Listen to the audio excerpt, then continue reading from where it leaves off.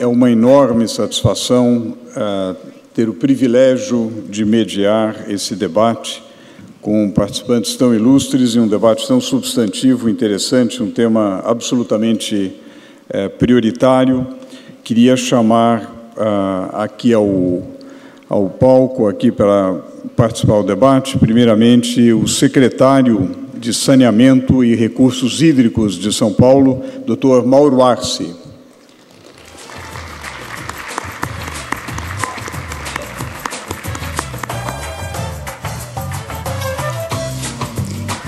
Queria também chamar aqui para compor o nosso painel o diretor-presidente da ANA, Agência Nacional de Águas, Dr. Vicente Andreu.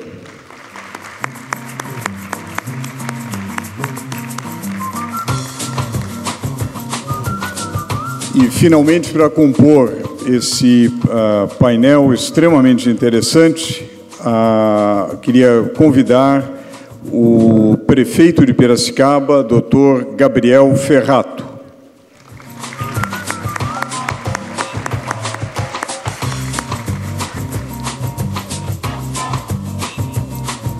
O nosso painel tem várias questões extremamente importantes, tanto questões de curto prazo, quanto questões de longo prazo, questões que nós levantaremos aqui, e tem os protagonistas desse debate trazem a visão do regulador federal, trazem a visão do gestor de política pública estadual e também do gestor municipal. Quer dizer, um painel extremamente interessante.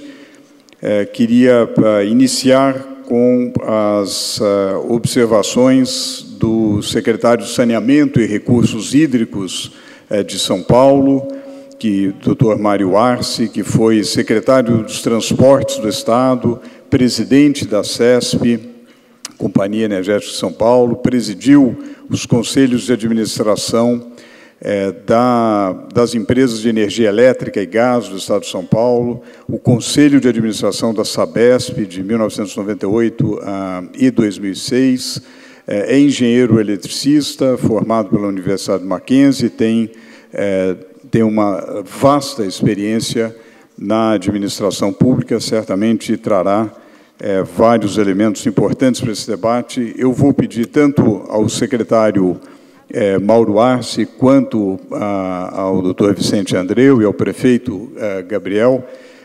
Eu tenho o papel aqui difícil e constrangedor de impor um limite de tempo. Então, vou pedir observações de 10 minutos no máximo, para que depois a gente possa aproveitar mais o debate. E vou deixar questões para, depois de cada colocação, sugerir algumas questões para debatermos. Então, com a palavra, o secretário Mauro Arce.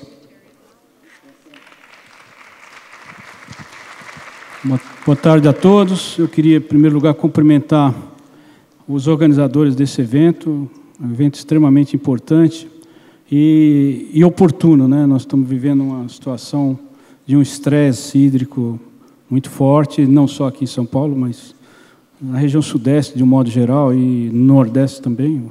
O Rio São Francisco também não está com problemas, né? Cumprimentar os meus colegas aqui, meus amigos, e, evidentemente, vou falar rápido para, se tiver alguma questão, a gente poder... Bom, uma coisa que é conhecida, né, é que a região metropolitana de São Paulo, quando eu falo região metropolitana, pelo fato de existir o sistema Cantareira, a gente tem que estender isso para a região de Campinas, né? Nós estamos falando de um número de habitantes enorme e com o estresse hídrico tradicional, né? Eu diria que é a menor disponibilidade de água por habitante ano do Brasil. E é estranho, principalmente para aqueles que vêm de fora, né? Imaginar aqui no Brasil, com tanta água doce, a maior reserva de água doce do mundo, tem uma região tão seca como a nossa região metropolitana. Ao longo dos anos, o que vem acontecendo? Não é a água que está acabando, mas é o número de pessoas que está aumentando. O que aumenta é esse estresse hídrico, que a gente está vivendo agora. Claro que isso não é só... Nós saímos recentemente de uma enchente, né, no Cantareira em particular, com inundações enormes lá na região de Mariporã, das cidades lá que estão muito próximas do sistema Cantareira. E qual foi a medida que foi tomada, né? Falou, nós precisamos ter um volume de espera, ou seja, antes de começar o verão, antes de começar a estação chuvosa, nós devemos reservar uma área ou um volume no reservatório para que esse volume possa regular uma enchente igual àquela que ocorreu em 2009. E aí, evidentemente, o que aconteceu aí depois disso? Que em vez de uma enchente, foi essa seca que a gente sabe que é a pior situação, né, do histórico que a gente tem de 84 anos, que isso vai falar, bom, mas 84 anos é um período muito curto desde que existe o universo, realmente, mas é o que nós temos como dados, né? Lembrar que a enchente que se considerou nos planejamentos era a enchente de 1953. Nós temos o que aliás, a seca de 1953. O que existia naquela ocasião? Um uso assim muito pequeno de irrigação. Quer dizer, as pessoas não tinham sistemas de irrigação. Se chover e molhar as culturas, está ótimo. Não existe. Hoje, a gente sabe que 50% do consumo está ligado à irrigação e ao abastecimento para a indústria. E outras 50% é atendimento humano, né? Então, vocês veem que há também, além de tudo, uma mudança de hábitos no sentido de um consumo maior de água, né? A gente fala, olha, cada tonelada de carne que é exportada para o Japão vai com 600 litros de água, porque é o que tem na carne, né? Outro dia eu falei isso e o professor Delfineto falou, não, você não contou a água que o boi bebeu até ser transformado em carne. E é verdade, né? Então, você tem hoje um consumo muito maior do que existia antes, né? E a primeira questão que se coloca porque não houve planejamento, por isso que se chegou a essa situação. Não é verdade, existe um planejamento até 2035, com os dados que a gente dispunha, né?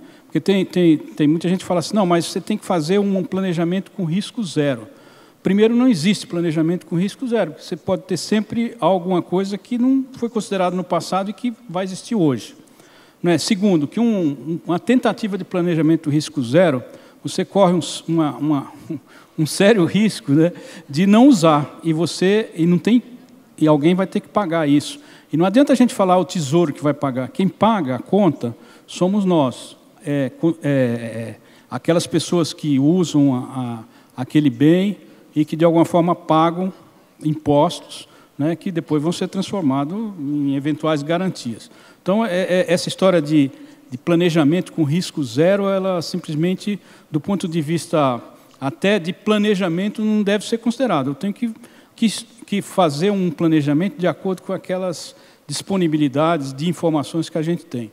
O que vai acontecer depois desse período agora, em que nós tivemos a pior seca dos últimos 84 anos? Últimos porque não temos outra estatística. É que nós vamos ter que refazer o planejamento. O que significa isso? Seguramente, eu tenho que antecipar obras, considerar essa nova situação e até buscar outras alternativas, que eu acho que aqui foi bastante discutido. Eu assisti só o finalzinho aqui, mas existem outras possibilidades, né? Muita gente falando, por exemplo, a gente tem recebido muita sugestões do tipo, usa o aquífero Guarani. Aí tem que lembrar, o aquífero Guarani não passa aqui, ele está lá no eixo de Ribeirão Preto para Botucatu, está a 250 quilômetros daqui, né? Veja o caso de Ribeirão Preto, que usa água do aquífero Guarani. E o que aconteceu lá? Como ele está num ponto de afloramento, o ponto mais baixo do aquífero Guarani, não houve a recuperação. E Ribeirão Preto está com problema, apesar de estar situado em cima do aquífero Guarani, que é uma coisa fantástica, atinge 4 países, pode atender uma população de 400 milhões de pessoas, desde que a gente tenha juízo suficiente para não contaminá-lo, né? Então, essa é uma possibilidade. A outra, não, por que não traz água do mar? Eu estava vendo agora, recentemente, o caso mais... o de Barcelona, né?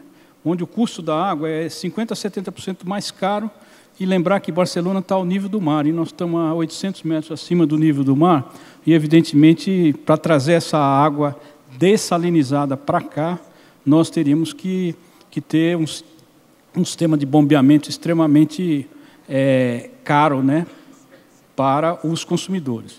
Então, não faltou planejamento, né? Da mesma forma que a gente poderia estar, e eu tenho certeza que na primeira enchente, quando aconteceu um congestionamento na marginal, alguém vai falar, puxa, mas não estava na cara que depois de uma seca dessa vinha uma chuva enorme e a marginal está parada novamente. Isso faz parte, né, a gente não consegue, nem tem informação. Todas as informações em relação à previsão do tempo, elas são sempre colocadas pelos especialistas. Olha, um modelo que atinja um número de anos muito grande simplesmente não existe, e nós não temos resposta para esse modelo. Então, qualquer coisa além de uma semana, saber que, espero que quinta-feira vai chover, é muito difícil a gente prever isso, né? E quando eu falo, não é aqui no Brasil, não, é no mundo inteiro. A gente verifica exatamente isso, né? E tem conversado, procurado conversar, e tem, olha, aquecimento do Pacífico, resfriamento do Pacífico, El Ninho, Laninha, mas esse tipo de informação, ele ainda é uma informação que, ao longo dos anos, evidentemente, a gente vai se aprimorando. Mas mesmo o aquecimento global, o modelo que foi feito sobre o aquecimento global, quando se aplicou para trás, né, ele não respondeu, não deu a resposta que a natureza tinha dado até agora. Ou seja, ainda não se tem um modelo adequado para isso, né? Então, o que é que nós fizemos aqui? Nós procuramos contar, em primeiro lugar, com a participação da população. E aí eu diria que foi fantástico, porque nós chegamos com 90% das pessoas reduzindo o seu consumo. Metade desses 90% ganharam bônus, os outros não ganharam, mas reduziram, né? E a colaboração tem sido extremamente elevada. Fizemos, felizmente, alguém falou, mas por que não choveu no Cantareira e choveu no Guarapiranga? Eu falei, ainda bem que choveu no Guarapiranga. Nós transferimos consumidores e continuamos transferindo. Agora, até o final do mês, a gente tem mais meio metro que a gente vai poder transferir lá do sistema da Billings, né, para não transferir água para o Cantareira, mas transferir consumidores hoje atendidos para o Cantareira, mudá-los, né, para o sistema do Rio Grande, que é um dos formadores da Billings, né. Eu estava vendo aqui no final alguém falar sobre o uso da água da chuva, né. Acho que aqui em São Paulo tem o maior sistema de uso da água da chuva, né. Eu lembro que sexta-feira eu estava viajando, eu recebi um comunicado que as bombas do Pinheiros tinham sido ligadas. Nós temos bombas lá que podem bombear 330 metros cúbicos por segundo. Lembrar que o consumo de São Paulo, quer dizer, nossa capacidade é em torno de 70 metros cúbicos, né? 330 metros, nessa chuva que aconteceu sexta-feira, foi bombeado. Então, é a água da chuva, né, que é bombeada, porque se não bombear, você vai ter uma enchente enorme na Faria Lima, né, na Avenida Faria Lima, né, evidente não vai chegar na Avenida Paulista, mas seguramente no Ibirapuera chegaria. Então, se fala muito, né, os mananciais que nós temos, todos eles são artificiais.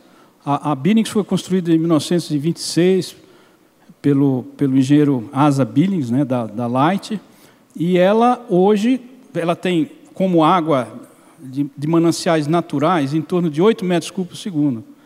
Tem que mandar 6 metros para a Baixada, não para gerar energia mais, mas para garantir que tem água lá em Cubatão e impedir que a cunha salina entre pelo canal, né, e torne a água que as pessoas da Baixada estão usando salobra, né? Então, se não fosse o bombeamento, não existiria mais um reservatório da Billings, porque a quantidade de água natural dos afluentes, os pequenos afluentes, são insuficientes para garantir isso. Lembrar que a Billings, já desde 1998, ela tem um sistema de bombeamento entre ela e Guarapiranga, que também é outro reservatório artificial, né?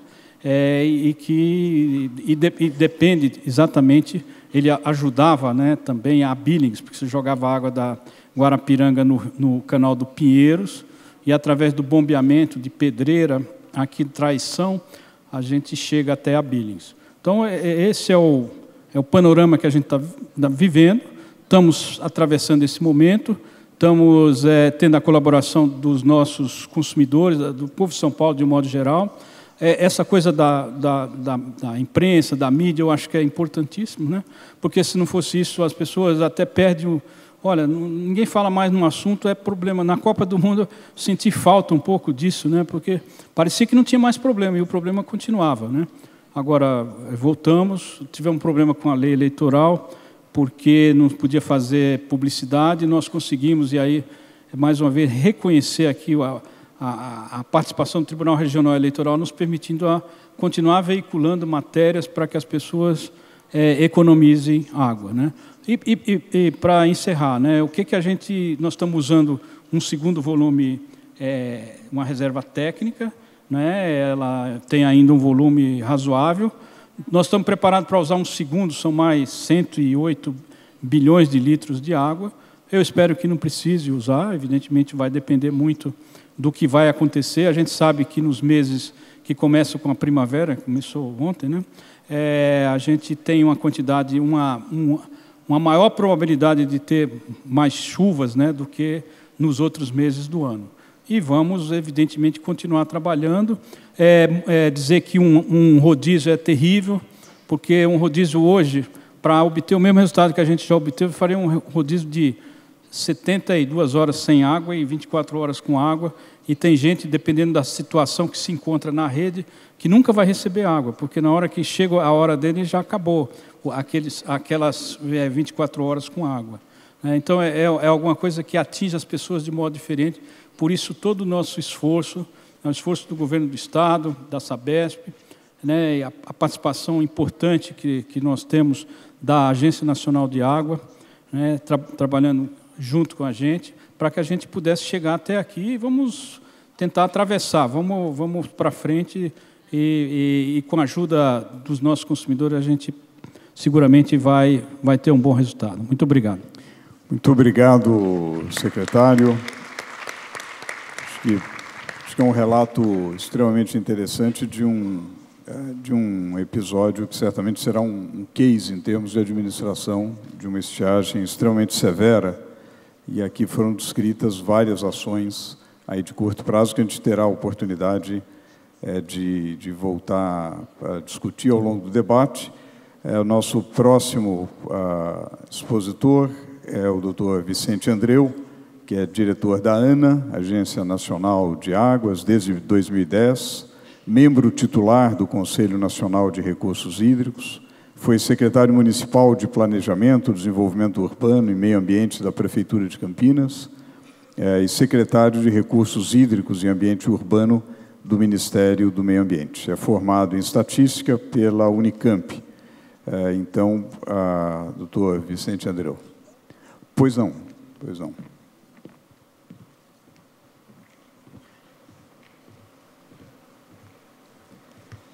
Senhoras e senhores, boa tarde. Queria agradecer aos organizadores o convite que me foi feito e também ressaltar a oportunidade desse tema, uma vez que o mundo é urbano, nós já ultrapassamos mais de 50% da população morando em cidades, e o Brasil também é um país urbano.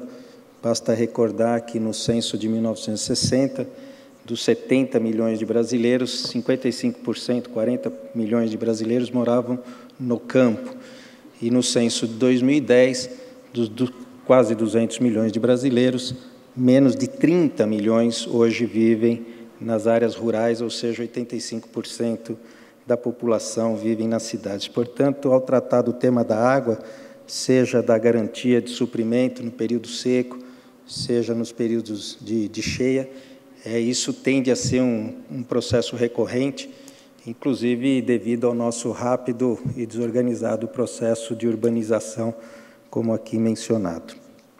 Aliás, comentava agora com a Mônica Porto, de que o nosso ciclo não é mais um ciclo hidrológico, mas é hidroilógico, né? Em razão, inclusive, das mudanças que se apresentam e da necessidade de dar respostas a todas essas alterações e, principalmente, garantindo a adaptação e a resiliência das cidades, principalmente das pessoas que lá vivem. Cumprimentar também meus amigos, o presidente, além de prefeito de Piracicaba, o presidente do comitê do PCJ, o prefeito Gabriel, meu amigo Mauro Arce, colega de longa data, e também ao Gessner, aqui o mediador. Ao ter 10 minutos para falar sobre esse tema, nós temos que fazer uma certa opção sobre o que nós pretendemos aprofundar. E eu tenho absoluta certeza que eu não vou conseguir aprofundar com o mérito dessa plateia.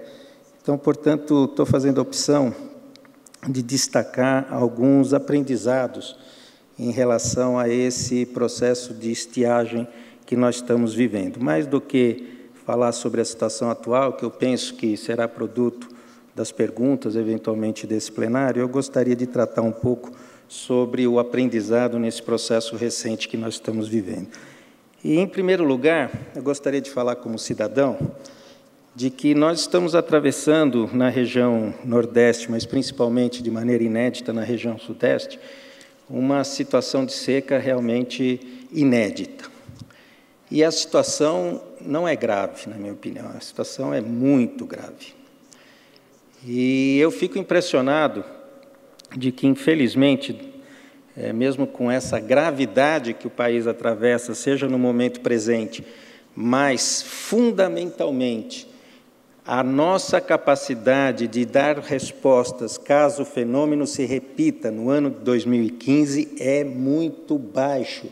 E se nós não tivermos a coragem de dizer para as pessoas a gravidade que nós estamos atravessando, caso as chuvas não venham, nós não teremos nenhum mecanismo para dar a resposta adequada para as pessoas continuarem vivendo. Nesse sentido, sinto que o debate sobre a temática da água e sobre a gravidade atual, infelizmente, não ocupa o espaço necessário no debate político que nós estamos atravessando, seja nas campanhas federais, seja nos diversos estados da federação, não só aqui em São Paulo também, mas que, infelizmente, há uma tentativa, muito embora a população tenha informações, a mídia tem dado informações bastante relevantes, a população tem se confrontado muitas vezes com uma situação de aparente tranquilidade que, na minha opinião,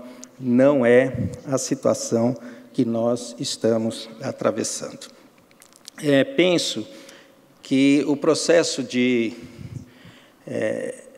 nós temos agora de estiagem está nos levando a um aprendizado bastante rápido. A Agência Nacional de Águas, ela não lida diretamente com a regulação do saneamento. O saneamento é um dos seus usos, assim como é o uso na irrigação, o uso na energia, o uso na navegação. Todos estão acompanhando também a crise da hidrovia, principalmente Ilha Solteira. Nós lidamos com a água bruta. Então, portanto, o saneamento, para depois das suas estações de tratamento de água, não é uma competência da Agência Nacional de Águas, mas sim a de garantir qual é a retirada dessas águas, principalmente não, das chamadas águas de domínio da União, que são aqueles rios, águas superficiais que fazem fronteira ou atravessam estados ou países. As águas subterrâneas são de competência dos estados e águas superficiais que têm a nascente e foz dentro do território também são competência dos estados. Quais são os aprendizados que eu considero importante dessa seca? O primeiro deles, que nós devemos recolocar na sociedade o debate do aumento da reservação. O Brasil, retirar dos reservatórios voltados para a geração de energia elétrica, tem uma quantidade de água disponível nos reservatórios muito baixa. E nós precisamos voltar a discutir com a sociedade, porque tem se mostrado que os reservatórios, que têm impacto ambiental, têm impacto social, mas tem do outro lado também da sua contabilidade os impactos positivos, seja da oferta de água no período seco, seja também de garantir, minimizar os impactos das cheias. E esse não é um debate simples, não é um debate simples. e nós entendemos que nós precisamos recolocar esse debate com profundidade na sociedade brasileira. Um segundo debate importante é da melhoria da regulação do acesso à água no Brasil. No caso da União, através da agência, uma agência nova, tem 14 anos de existência, há um processo continuado, mas ele é muito desigual no âmbito dos estados. Existem estados da federação que têm um único trabalhador cuidando de gestão de recursos hídricos e estados que sequer uma única outorga foi emitida até hoje.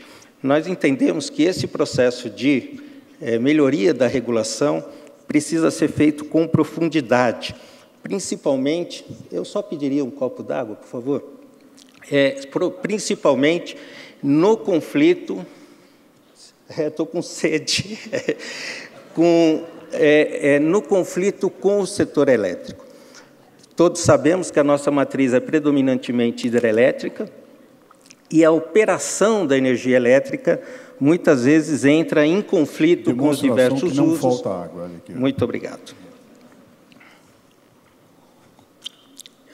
Com os diversos usos, particularmente com os usos urbanos. Exemplo, Dr. Mauro Arce falou aqui sobre BILIS e R-Border, mas nós estamos convencidos que nós precisamos mudar a prioridade de algumas bacias brasileiras, como, por exemplo, a Bacia do Paraíba do Sul, onde a prioridade para essa bacia precisa ser o abastecimento humano e não mais a energia elétrica. Se nós formos olhar o processo de operação na Bacia do Paraíba do Sul, nós vamos observar que, no início deste ano, os reservatórios se encontravam numa situação muito mais favorável do que aquela da crise anterior de seca em 2003, 2004, porém, os reservatórios hoje se encontram muito baixos. Por quê? Porque a prioridade na operação acabou sendo a operação hidrelétrica, em contrapartida ao uso de cerca de 20 milhões de pessoas. Então, o processo de regulação no Brasil precisa ser melhorado,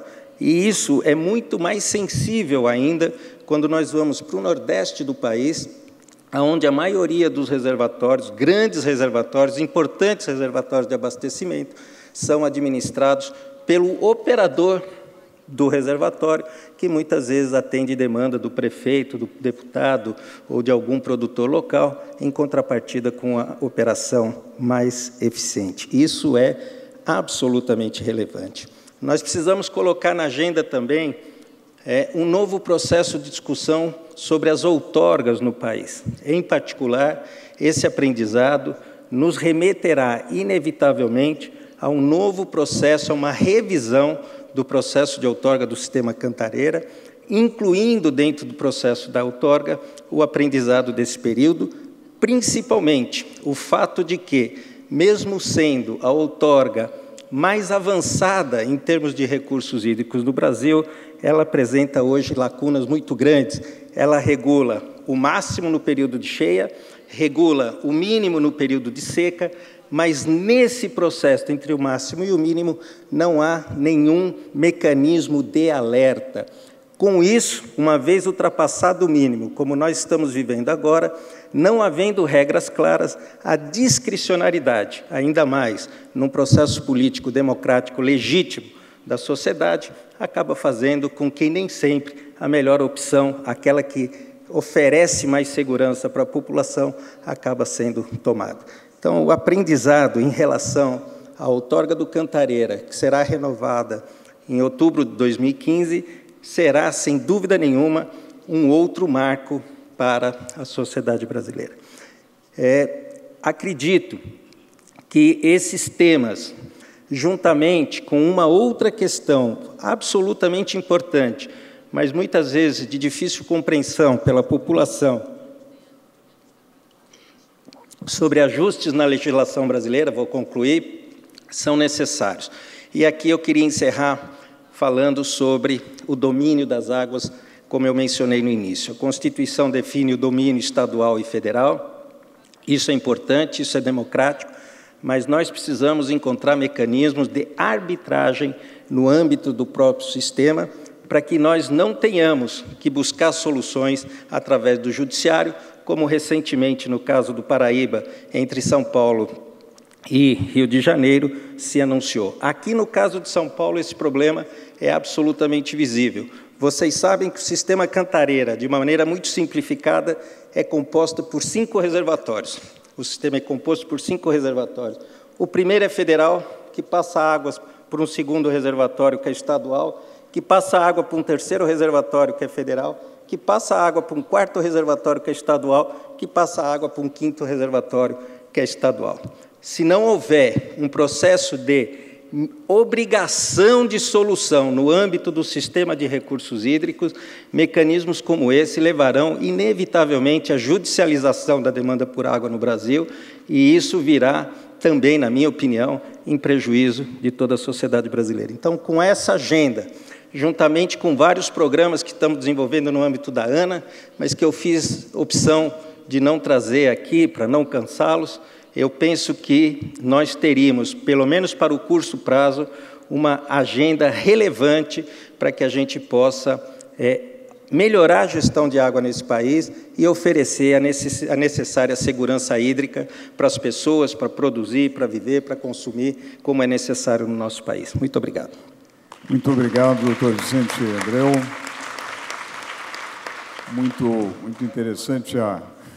Muito interessante a ênfase na reservação e, sobretudo, na coordenação entre as diferentes esferas de governo e a complexidade da regulação da água, dados seus múltiplos usos e as múltiplas esferas de governo envolvidas. Por fim, nós temos o doutor Gabriel Ferrato, que é prefeito de Piracicaba, economista pela Unimep, mestre em saúde pública pela Universidade Federal da Bahia, doutor em economia pela Unicamp, estudou em universidades de York, na Inglaterra, Pompeu Fabra, na Espanha, foi secretário de Educação de Piracicaba e, como ressaltou o doutor Vicente Andreu, tem essa liderança no Comitê de Bacia do PCJ, cuja importância na regulação e gestão de recursos hídricos é extremamente relevante. Então, doutor Gabriel Ferrato. Obrigado.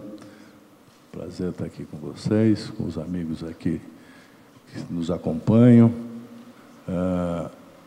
Tá funcionando, né? Está funcionando.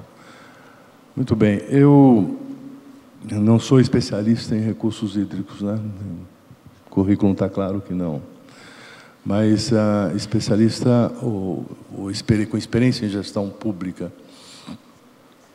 E acompanho essa questão das águas num município que é o último município que é atingido por esse sistema Cantareira, portanto, e que tem um rio que atravessa a cidade, que faz parte do seu patrimônio histórico e cultural, e uma área que é festejada pela população local, mas também por turistas que recebemos por lá.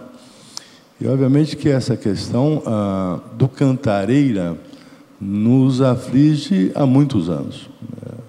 E o sistema Cantareira é construído nos anos 60, mas eu participei de um movimento já no final dos anos 70, quando aumentou a quantidade de água revertida para o Cantareira, atingindo ainda mais o rio Piracicaba, do movimento ali com o prefeito da época, com que eu trabalhei na época, isso é final dos anos 70, do século passado, agora lembrando, né? E a gente ali, naquele momento, até criamos em frente à principal ponte, hoje tem outras pontes, mas na época, uma chamada Praça do Protesto Ecológico, né? Está lá até hoje esse local. Nós protestávamos naquela época, final dos anos 70, né, contra a reversão das águas que serviriam o Piracicaba, portanto, a cidade, não só a cidade de Piracicaba, mas demais cidades, né, da região da Bacia, para atender a região metropolitana de São Paulo. Né. Então, eu participei já desse movimento lá atrás. E naquela oportunidade, foi tomada uma decisão que eu acho que foi muito importante para a cidade e que hoje Piracicaba, com toda essa questão da escassez hídrica, não tem problema de falta de água. Porque ali foi tomada uma decisão pelo prefeito, né, com quem eu trabalhava na época, de buscar água em outro rio e não mais no Piracicaba, porque o Piracicaba estava, além de receber menos água, altamente poluído na época, né? Um rio que era utilizado muito para pesca, né, turística, então não tinha mais condições nem de pesca e a retirada, a captação de água também com muita dificuldade. Optou-se para ir buscar água num rio que forma o Piracicaba, que é o rio Corumbataí, né, que é formado lá em Analândia, e é um rio que desde aquela época ele tem pouca captação de água deste rio, e ele, de uma certa forma, é preservado. Ele recebe de afluentes muito esgoto também, mas ele é depurado ao longo do seu percurso. Então, é um rio que hoje Piracicaba retira 90% de água desse rio, tem o dobro ou mais da quantidade que precisamos, né? Tanto é que eu estou encaminhando o projeto de lei ontem à Câmara Municipal de Piracicaba, oferecendo água, que me autorize a fornecer água para um município vizinho pequeno, Saltinho, chama o município ali, que tem 7.500 habitantes, mas que está com água 3 horas por dia. Então, estou pedindo autorização à Câmara para a gente fornecer água para o município vizinho, uma atitude mais solidária com o município vizinho. Muito bem, e aí em 89 foi criado o chamado consórcio, né? Consórcio da Bacia do Piracicaba, também que era uma forma de articular os prefeitos e a sociedade na época para alimentar esse debate sobre a reversão do sistema para o sistema Cantareira, das águas que seriam da Bacia do Piracicaba, ou do Piracicaba, Capivari e Jundiaí, que é a chamada Bacia PCJ, né? E de lá para cá, nos anos 90, foi criado todos os comitês, né? Então tivemos um período muito rico nos anos 90, que foi da institucionalização de todo esse aparato de discussão das questões da gestão hídrica aqui em São Paulo. No Brasil também teve alguns avanços menores que em São Paulo, mas a Bacia do PCJ, pela sua história, né, esteve à frente dessa discussão o tempo todo, e na constituição do comitê, e depois da agência, aí culminou em 2001 com a Agência Nacional, que o amigo Vicente preside hoje. Enfim, toda a institucionalidade da discussão da gestão hídrica foi construída basicamente nos anos 90, com a participação nossa da sociedade no período, e o pessoal do PCJ, nossas cidades todas, que são 69 municípios, dos quais 5 em Minas Gerais, né, participam desse processo todo. Muito bem. Nós estávamos... Aí eu assumi o governo agora em 2013, 1º de janeiro, e a minha expectativa é que nova enchente viria ali numa região que temos no Rio, que é chamada Rua do Porto.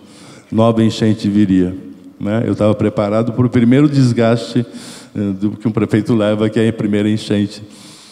E na verdade, a enchente não veio em 2013. E por tradição, até pela luta de Piracicaba, né, nesse processo, eu acabei também sendo indicado para presidir o comitê PCJ, né? Presido até hoje. É uma tradição que os prefeitos de Piracicaba assumem esse comitê, a presidência desse comitê. E em 2013 começamos a discutir a renovação da outorga do Cantareira, né? E na renovação, todas essas questões que o Vicente colocou agora, né, estavam sendo debatidas, né? E o que a gente pretendia na renovação da outorga? Conseguir o aumento da vazão para a bacia toda do PCJ, né, em detrimento da região metropolitana de São Paulo, que sempre foi essa Em detrimento ou não, depende da gestão, obviamente. E estávamos lutando por isso em 2013, trabalhando isso, já havia até um certo consenso de que a vazão para os nossos municípios seria aumentada, com a participação da ANA, nesse processo. E caminhamos para uma discussão importante de reservação, que eram 2 reservatórios que o Estado de São Paulo assumiu que iria construir, né, de Amparo e de Pedreira, que garantiria, no futuro próximo, mais água para a bacia, ao mesmo tempo que garantiria controlar melhor o período de enchentes, né? Isso estava caminhando, porque a outorga, a renovação, se daria em agosto de 2013. E a discussão nossa estava nessa direção. Simultaneamente, todo o esforço do comitê PCJ foi, ao longo dos 20 anos, desde o consórcio, depois do comitê, uma coisa muito importante que aconteceu na bacia, nesses municípios, né? Que foi o tratamento do esgoto, que era o grande problema de nossos rios, né? Para vocês terem uma ideia, nós conseguimos, pegando 94 a 2012, todos esses municípios, nós conseguimos elevar o tratamento de esgoto dos rios de 6% para 60% na bacia. Um número significativo, muito importante, que era o primeiro enfrentamento da questão do lançamento de esgoto nos rios de nossa bacia. Muito bem, isso foi uma conquista coletiva, muito debate, muita participação, financiamento, etc. Então, em 2013, nós continuávamos discutindo o avanço do tratamento de esgoto dos rios da bacia, mas não discutimos o aumento da vazão para a bacia para garantir o fornecimento melhor de água para os nossos municípios, mas em nenhum momento, aí me lembro, porque eu estava envolvido pessoalmente, nós discutimos alternativas outras que envolvesse a questão de uma estiagem, né, que não era visível para nós todos. Em todos os debates que eu participei em 2013, nas discussões todas, não tinha a questão da estiagem presente, né? E tanto é que em agosto de 2013, no mês da renovação, que seria a renovação da outorga, né, a gente estava discutindo o plano da macrometrópole, né, de São Paulo, Paulista e tal. E aí, aguardando o quê? Que as chuvas fossem normais a partir de setembro. Tal. E embora tivesse algumas indicações ao longo do ano de que havia um nível de chuvas menor, tal, não imaginávamos que entraríamos nessa questão da escassez tão acentuada. Enfim, fomos pegos nessa situação, e aí toda a discussão mudou, né? A outorga foi adiada, a renovação da outorga foi adiada, e estamos nesse processo de discussão da crise hídrica, na verdade, e não da renovação da outorga, que foi prorrogada por mais um ano. Mas o que eu queria chamar a atenção aqui é o seguinte: houve avanço nesse processo de institucionalização dos comitês, da agência, etc., um avanço muito importante na questão da gestão hídrica aqui na nossa região e na bacia do PCJ. O número que eu indiquei é um dos números importantes do tratamento de esgoto, que avançou significativamente. A melhoria da qualidade das águas, em 4 anos, saímos de 2008 para 2012, de águas com qualidade ótima ou boa, de 48% para 59%, também um dado importante. E iríamos agora, nesse novo estágio, em que já tínhamos atingido um nível importante de tratamento de esgoto, tratar dos investimentos nas perdas d'água. E aí, esse é um elemento que eu acho extremamente relevante na discussão também dessa crise. Porque na bacia do PCJ, a média de perdas, e aí envolve, o Gésner entende melhor esse negócio, né? Perdas físicas e financeiras, a média, não sei se o número que nós temos é de 35%, na média da bacia. Piracicaba é maior que 40%, por exemplo.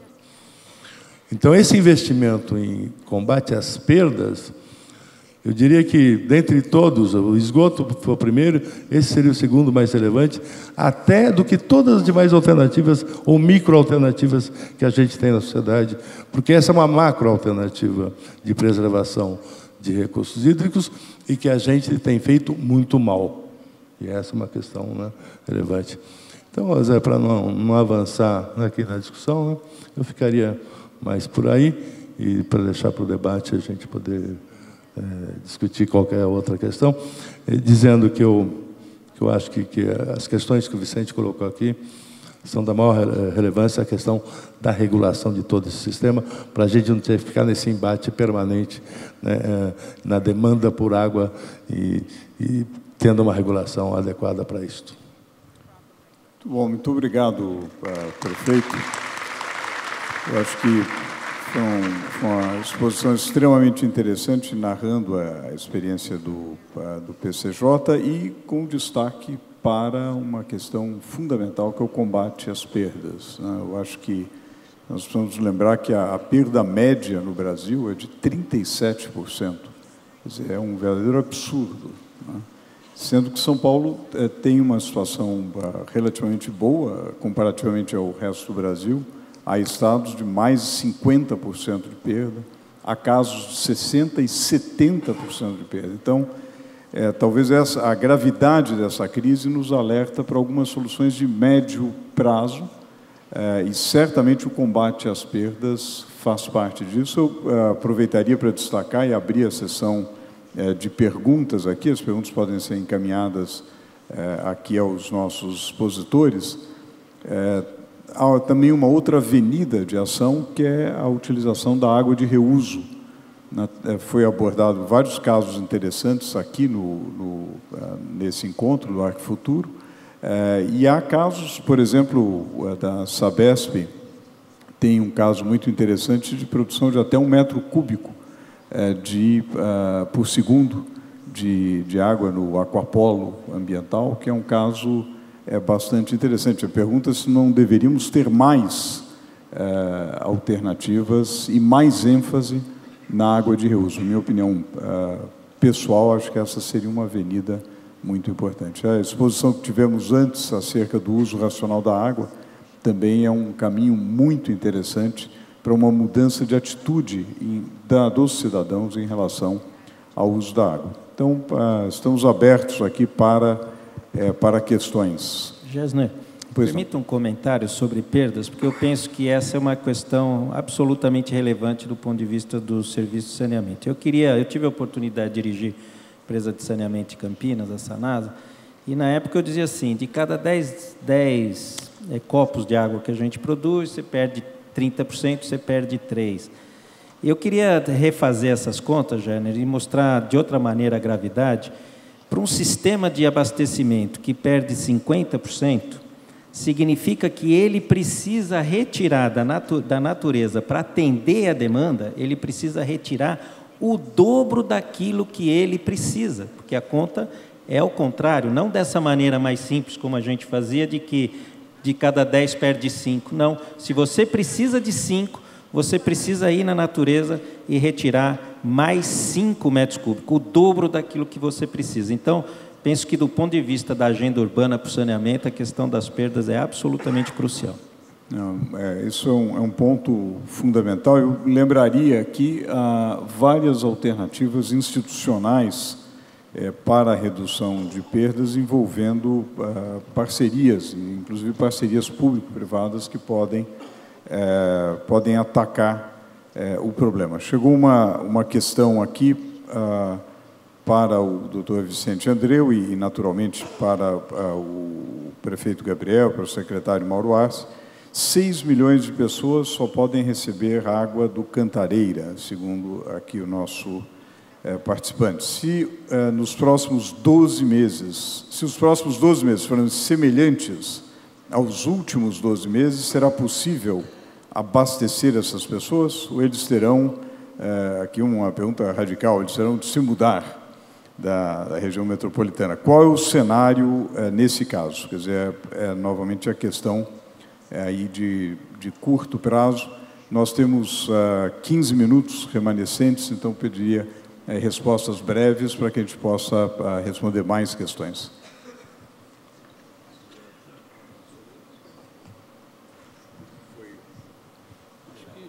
Bom, não sou eu?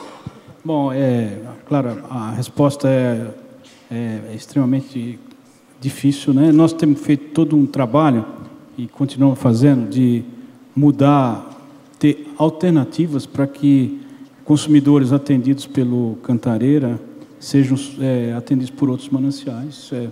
Agora mesmo, no final do mês, a gente tem mais meio metro cúbico por segundo, lá eu já falei sobre isso, do Rio Grande, que fica no reservatório Billings, né, que a gente vai poder reduzir no Cantareira. Então, estamos trabalhando nessa direção. Evidentemente, a pergunta, olha, o que vai fazer se nunca mais chover? Isso é uma situação extremamente complexa para colocar. Todo o esforço está sendo feito, até porque, às vezes eu te pergunto, bom, qual é a alternativa, né? Se nunca mais não contar com isso, continuamos contando com trabalho, estamos fazendo outras obras, né? Já alguém falou de água de reuso. Eu acho que a gente é muito cuidadoso falar de água de reuso, projeto Marco Polo, mas a gente é envergonhado em relação a isso, porque está cheio de cidades no mundo que usam água de reuso, não para lavar a rua, mas para beber mesmo, né? Eu acho que esse é um dos grandes, né? Eu tenho certeza absoluta que a água, o resultado do tratamento de água lá de Barueri, né, os 12 metros que a água que sai de lá é melhor do que está depositado lá em Guarapiranga. Então eu vejo isso aí como uma possibilidade, até do ponto de vista econômico, muito interessante, né? E com exemplos, claro, eu tive lá alguns anos atrás, lá em Singapura, que é um dos casos mais falados, né? Até perguntei para o meu colega como é que ele fez para explicar. Ele falou, eu ia na televisão com uma jarra de água. Eu falei, o cara vai acreditar que aquela água é de reuso, ou pensar que você está tomando Perrier, alguma coisa desse tipo, né? Mas eles conseguiram, né, fazer isso lá. E em outros lugares do mundo, a água de reuso para recuperação de mananciais, né? A interligação de mananciais é outra coisa importante, né? Não através só da rede, mas de adutoras, como é usado no sistema elétrico, né? O anel elétrico de São Paulo, pode ter o anel hídrico de São Paulo, com grandes, adutoras de maior capacidade, para que a gente possa trocar água, né? Então, esse é um ponto importante, né? E, evidentemente, né, tudo não dá para raciocinar se nunca mais chover, né? Essa hipótese é uma hipótese completamente... Você pode ter um atraso, alguma coisa desse tipo, né? E nós contamos com isso, né? Em termos de probabilidade, né, por incrível que pareça, eu vou falar aqui alguma coisa, porque tem uma estatística aqui, preciso maior cuidado com ele, mas é que a média de longo termo, que é usado como... Eu sou oriundo do setor elétrico, né? Então, ela tem mais de 50%, apesar de ser a média, tem mais de 50% de probabilidade de ocorrer. É claro que vai falar, bom, mas eu tenho 66%, mas se não ocorrer, vai ocorrer os outros 44%, não menos, né? E não vai ter água. Mas é questão estatística, né? Então, a gente conta, evidentemente, com isso, né? E vamos continuar trabalhando no sentido de fazer com que haja maior flexibilidade, que a gente possa atender os consumidores por outras fontes, né? Tem ações, porque é interessante, a gente tem água no Guarapiranga, mas não tinha capacidade para atendimento do número de pessoas que viviam sob a influência. Mas quando você tem que transferir, você tem que aumentar a capacidade de tratamento, né? Que é um outro lado que você sabe que é muito caro também, mas tem que ser feito, né? Você ter disponibilidade nas estações de tratamento para atender a gente chamou de quase uma invasão, né, de outros mananciais nos consumidores que até então atendidos pelo Cantareira. Doutor Vicente. Começando pela média, um ano choveu 25, outro ano choveu 75, outro ano choveu 25, outro ano choveu 75, outro ano choveu 25 e o outro ano choveu 75. A média é 50. Quantas vezes choveu 50? Nenhuma. Se você pegar 6 anos, choveu 50 na média, sendo que se você correr o risco de que choveu 25, 25, 25, a média de longo termo, nesse caso, não é uma boa resposta do ponto de vista prático. Eu sou menos otimista do que o Dr. Mauro Arce em relação a essa questão e penso que... Pode aplaudir, eu gosto, não tem problema.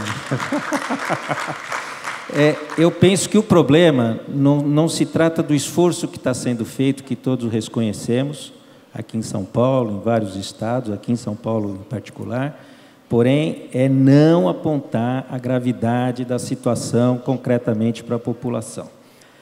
E, se nós tivermos um ano parecido com esse, nós não teremos respostas satisfatórias na região metropolitana no ano de 2015. Não tem como dizer diferente disso. Isso fica pior porque nós não temos ainda em mãos, apesar de termos insistido muito, um plano de contingências por parte da empresa de saneamento de São Paulo que possibilite dialogar com a cidade, com a população, quais são as consequências de eventuais cenários, porque o que a gente tem recebido sistematicamente é um plano de operação sempre buscando mais água no volume morto do sistema Cantareira. Agora, um plano de contingências tem que dizer o seguinte: se essa água não tiver, quais são as alternativas? Tem que dizer isso com clareza para a população, porque eu penso que quando a gente fala a absoluta verdade para as pessoas, os riscos que elas estão correndo, elas tendem a ser compreensivas. Elas tendem a acatar que você está fazendo aquilo em benefício das pessoas. E, infelizmente, na minha opinião, nós não estamos comunicando, muito embora as informações estejam disponíveis. É um paradoxo. Eu também não consigo entender, não sou sociólogo, mas as informações estão sendo disponibilizadas, mas não há uma clareza de que nós conseguimos chegar até novembro? Conseguimos. É evidente que vai chover alguma coisa durante o período chuvoso desse ano. Agora, se essas chuvas forem próximas da pior que nós estamos vivendo ou não forem muito satisfatórias, nós vamos ter que conviver com um problema como esse durante muito tempo. E os impactos nas vidas das pessoas e o impacto que São Paulo tem sobre todo o país é muito grande para ser tratado sem que essas informações sejam as mais, me permito usar a palavra, mais honestas possíveis diante da gravidade da situação. Muito bem. Temos aqui mais duas questões. Infelizmente, a gente está caminhando para o final. Porque parece que a gente não está comunicando. Quer dizer, o que é comunicar? Falou, olha, não tem, todo mundo sabe disso, a gente tem comunicado. Às vezes eu nunca consigo entender se quem aplaudir é porque está torcendo para ele estar certo, ou conseguir, entendeu? Porque quanto pior, melhor. Né? A gente vê que há uma preocupação muito grande com São Paulo. Eu não vejo a mesma preocupação, por exemplo, com a situação do Rio de Janeiro. Deixa eu falar, o que você tem a ver com o Rio de Janeiro? É porque no Paraíba, né, que nós temos 2 grandes reservatórios de cabeceira, fizemos um acordo recentemente, né, para a população de São Paulo, dos municípios do Vale do Paraíba, de São Paulo, que usa o Paraíba, é 5 metros cúbicos por segundo. Tá? Eu não vejo a mesma preocupação. Por exemplo, o reservatório de Ilha Solteira está com menos 58%. Ninguém fala que está usando volume morto lá, entendeu? A hidrovia está parada desde maio, né? Porque foi usada para gerar energia, etc. O que foi colocado aqui do problema de reservação, que ele colocou, é extremamente importante. Nunca mais se fez uma usina hidrelétrica com reservação. Essa é a realidade. São todos a fio d'água. Então, o reservatório que atendia lá cheio 3 anos da carga daquela época, hoje não atende mais. A energia está sendo vendida a R$ 740 o megawatt-hora. Entendeu? Então, as coisas não são só aqui, né? O problema é geral, né? E temos que encarar dessa forma. Não pode ter uma... porque aqui o assunto, evidentemente, é muito mais interessante, tem mais gente, coisas desse tipo. E nós estamos conscientes em relação a isso. E nós não estamos enganando ninguém, falar está tudo bem. Não, nós temos insistido, né, até tendo que usar essa boa vontade do Tribunal Regional Eleitoral de permitir que, na época de eleição, que é outro absurdo, né, você não poder comunicar que, olha, nós estamos numa situação crítica. E isso não é propaganda, muito pelo contrário, é alertar as pessoas, e a resposta tem sido positiva. Né? O que é? Fazer um rodízio. Bom, se eu for fazer um rodízio agora, eu já expliquei isso. O resultado é menor do que o que a gente está obtendo com essas medidas. Por incrível que pareça, lá no racionamento de energia elétrica, ninguém cortou a energia de ninguém. Foi um trabalho em cima exatamente da demanda, de controlar a demanda. Então, eu não vejo, não estamos escondendo nada de ninguém, não preciso decretar tem um racionamento. Está na cara que existe o problema. As informações são dadas, né? E, evidentemente, às vezes eu reclamo, no dia que o reservatório, no começo do mês, desse mês, que o reservatório não caiu, alguém publica e fala assim, o reservatório, apesar da chuva, não subiu.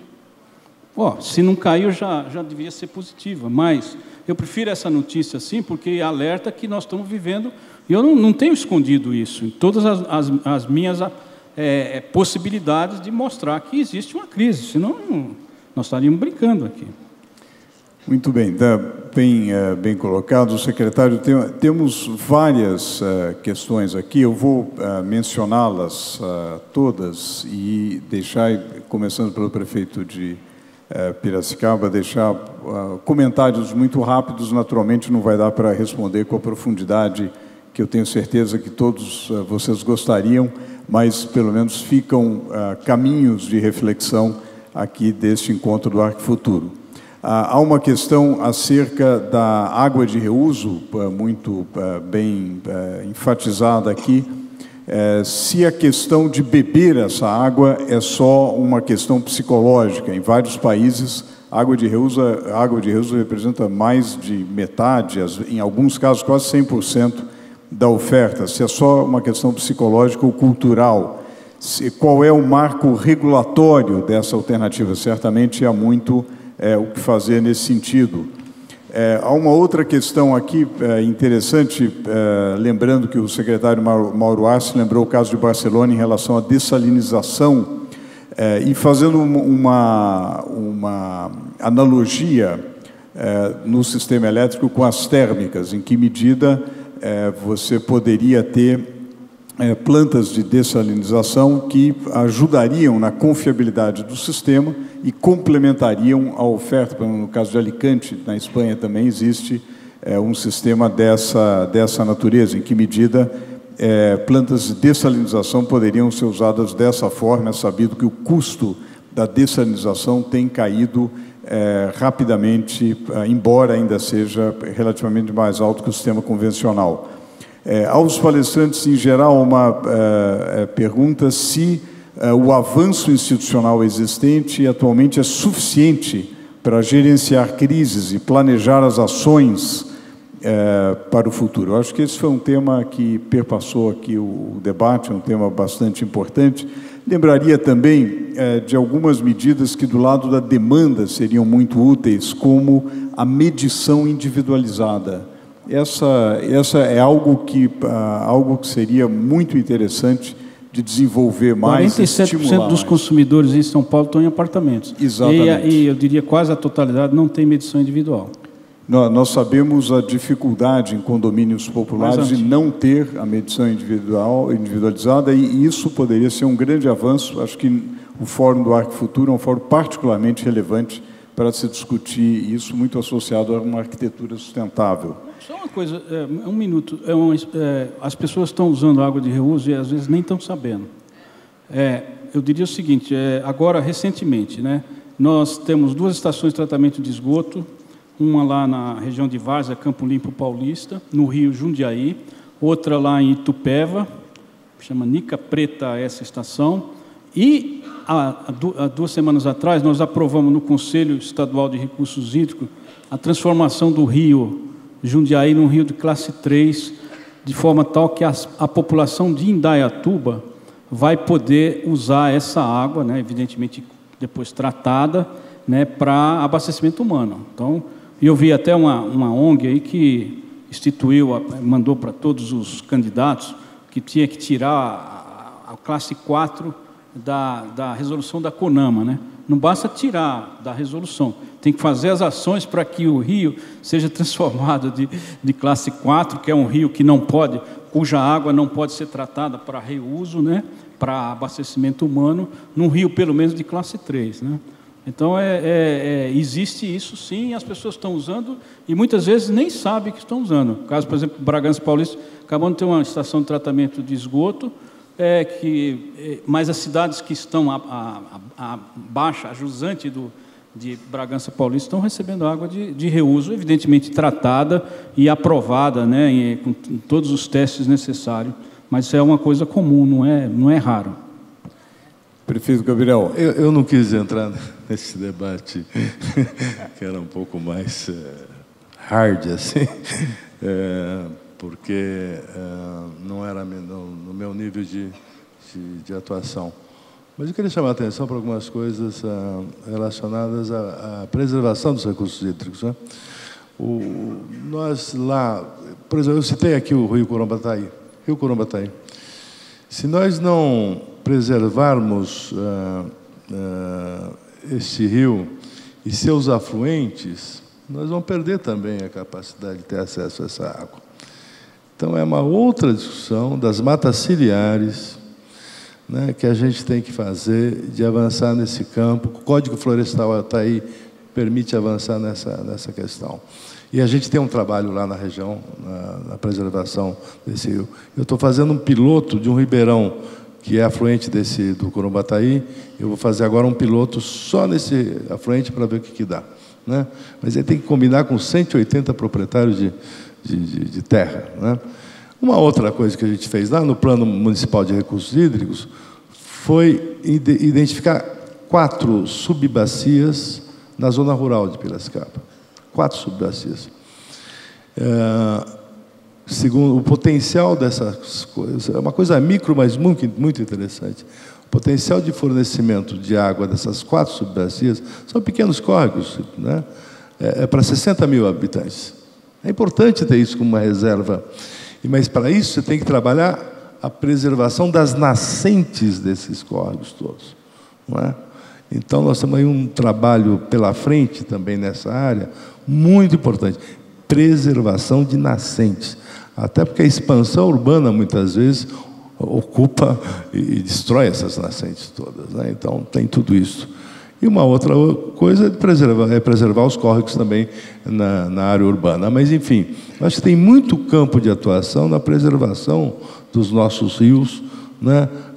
Pequenos, né? Menores, que aqui era uma discussão macro, de um sistema muito maior. Mas tem essa questão que os municípios podem fazer, claro, que em parceria com a sociedade, né? Você não faz isso só com a sua vontade. Mas, enfim, são caminhos que a gente tem continuar perseguindo aí para a preservação dos nossos rios. Olha, há dezenas de outras perguntas aqui e um insistente aviso de que chegamos ao final do painel. Nossos expositores, os 3 expositores, nos deram 3 dimensões fundamentais. Toda a complexidade da crise atual, o desafio da crise atual, os aspectos institucionais e várias questões de futuro, questões envolvendo o combate às perdas de água, envolvendo água de reuso e várias outras ações. Eu acho que a gente continua com várias questões, certamente o Arco Futuro manterá esse debate vivo e acho que devemos uma salva de palmas aqui aos nossos expositores.